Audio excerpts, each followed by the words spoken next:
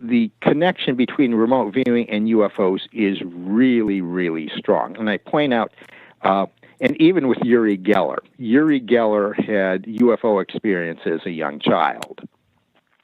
And when Uri Geller was brought to Stanford Research Institute for testing, Jacques Vallée at times was stationed on the roof of the building to watch for UFOs. So the government researchers 45 years ago understood that there was some fundamental connection between the two. And only now are people starting to wake up to this. But the government researchers understood there was a deep connection, and I'm absolutely convinced that they were on the right track with that. If you look at the research, you look at MUFON, for instance, they had, and may still have, a explicit policy for their state directors not to talk about psychic aspects of UFOs. And if you go to parapsychology conventions, you will almost never see a topic, UFOs in a parapsychology convention. Well, that's a shame, both ways. Yeah, yes. And even in the Society for Scientific Exploration, they may have both topics, but there is very little overlap in exploring why that connection is there.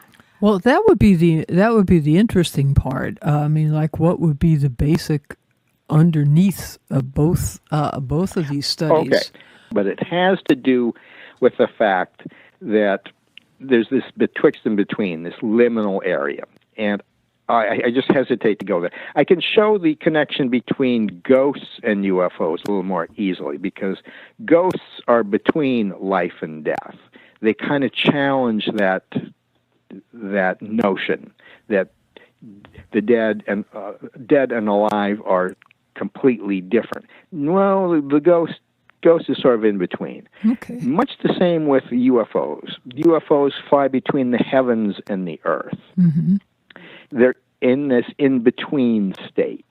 They're not of the heavens necessarily fully, but they seem to have some terrestrial properties. They're metal or something. There's some material or physical aspect to them, but they're ambiguous.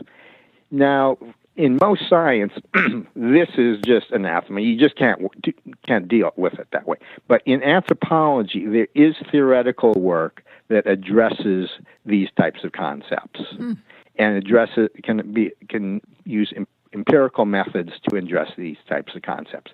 It's not the usual scientific way of thinking.